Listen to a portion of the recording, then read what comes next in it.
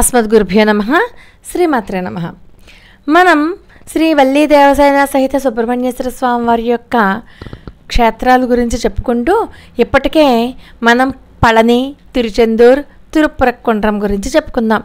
ఇప్పుడు 4వ క్షేత్రమైనటువంటి స్వామిమలై గురించి చెప్పుకుందాం. ఈ క్షేత్రానికి మన పరమాచార్య స్వామివారికి చాలా దగ్గర సంబంధం ఉంది. అదేంటో వీడియోలోకి వెళ్ళబోయే ముందు మహాస్వామివారి దివ్యపాద పద్మాలకు నమస్కారం చేసుకుంటూ, తమిళనాడు రాష్ట్రంలో తంజావూరు జిల్లాలో కుంభకోణం దగ్గరే ఉంటుంది ఈ స్వామిమలై అనే ప్రసిద్ధి చెందినటువంటి దేవాలయం. స్వామిమలై అంటే ఏంటి? మలై అంటే పర్వతం అని, స్వామి అంటే దేవుడు అని, దేవుని పర్వతం అని అర్థం. తమిళనాడులో ఉన్నటువంటి సుబ్రహ్మణ్యేశ్వర స్వామికి వారికి ఉన్నటువంటి 6 ముఖ్యమైనటువంటి క్షేత్రాల్లో ఈ ఆలయానికి ఉన్నటువంటి గొప్ప విశేషం ఒకటి ఉంది. ఏ ఆలయానికి లేదు మళ్ళీ ఇలాగా. ఎందుకంటే సాక్షాత్తు ఆ పరమేశ్వరుడే తన కుమారుని యొక్క తెలివితేటలకు మురిసిపోయి పుత్రోత్సాహం పొందినటువంటి స్థలం ఈ స్థలం. సుబ్రహ్మణ్యేశ్వరుడు తన తండ్రిని శిష్యునిగా చేసుకుని తాను తన తండ్రికే గురువుగా ఉండి ప్రణవస్వరూపమైనటువంటి ఓంకారానికే అర్థం చెప్పినటువంటి పవిత్ర ప్రదేశం ఈ స్వామిమలై. ఆ పరమేశ్వరుడు జగత్తుకే స్వామి కదా, మరి ఆ స్వామికి స్వామి అయ్యారు మన సుబ్రహ్మణ్యుడు. కాబట్టి స్వామికి స్వామి అయి నాథుడై ఉపదేశించాడు. కాబట్టి ఇక్కడ కుమారస్వామికి స్వామినాథుడు అనే పేరు వచ్చింది. ఈ స్థలానికి స్వామిమలై అనే పేరు కూడా వచ్చింది.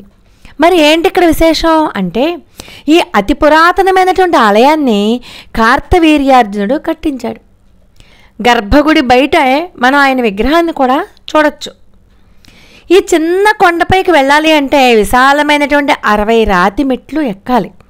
ఈ 60 మెట్లు 60 తమిళ సంవత్సరాలకి ప్రతీకలు.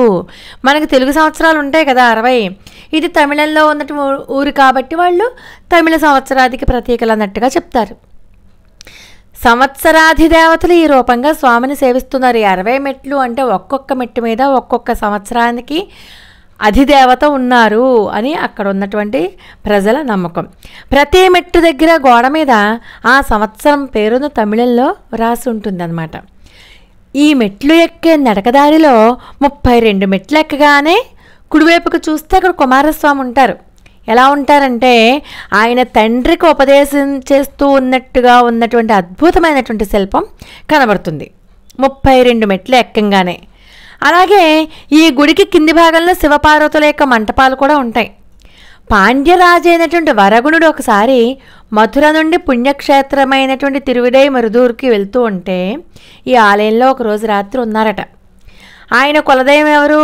మీనాక్షి సుందరేశ్వరుడు. ఆ మీనాక్షి సుందరేశ్వరుడిని ఆరాధించడానికి ఈ మంటపాలను ఏర్పరిచాడు ఆ పాండ్యరాజు.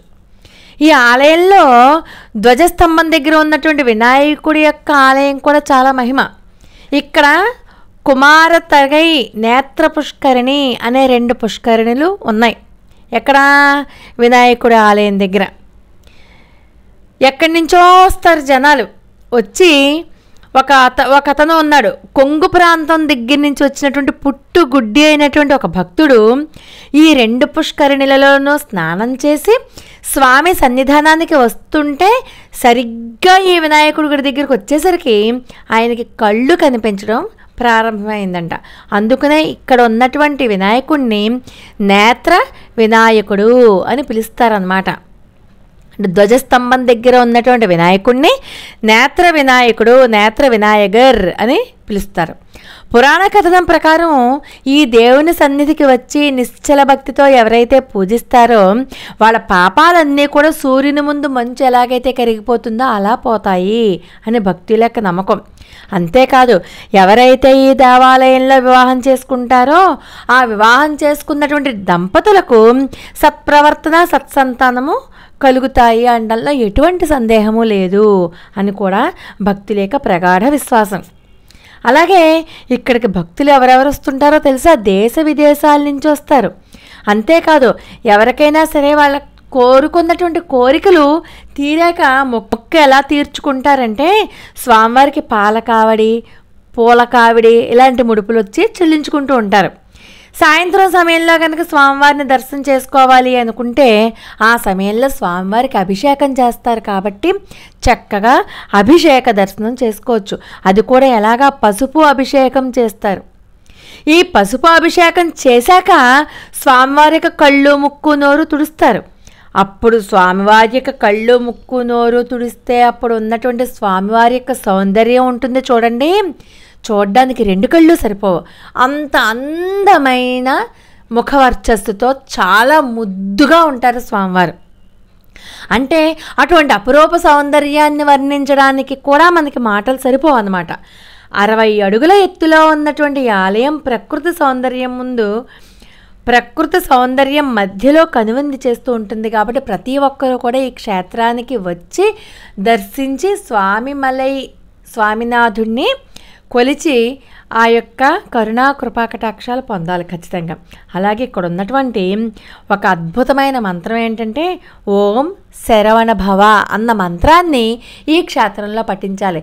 అంతేకాదు కంచి మహాస్వామి వారు కూడా ఈ స్వామినాథుని యొక్క కృపతోటే పుట్టారు అన్న విశ్వాసంతో ఈ స్వామినాథుని యొక్క పేరే మన కంచి పరమాచార్య స్వామి వారికి కూడా పెట్టడం జరిగింది. అందుచేతనే చూడండి, స్వామినాథుడు అన్న పేరు పెట్టుకున్నటువంటి మన మహాస్వామి వారు అంత ఉత్కృష్టమైనటువంటి 68వ పీఠాధిపతిగా మన భారతదేశంలో పర్యటించారు, ఆ మూలాగ్రం కూడా. కాబట్టి అటువంటి మహాపురుషుని యొక్క దివ్యపాద పద్మాలకు మరొకసారి నమస్కారం చేసుకుంటూ, అపార కరుణా సింధుం జ్ఞానదం శాంతరూపిణం శ్రీ చంద్రశేఖర గురుం ప్రణమామి ముదాన్వహం. లోకా సమస్త సుఖనో భవంతు. మరొక అద్భుతమైన వీడియోతో మళ్ళీ కలుసుకుందాం. అంతవరకు నమస్కారం.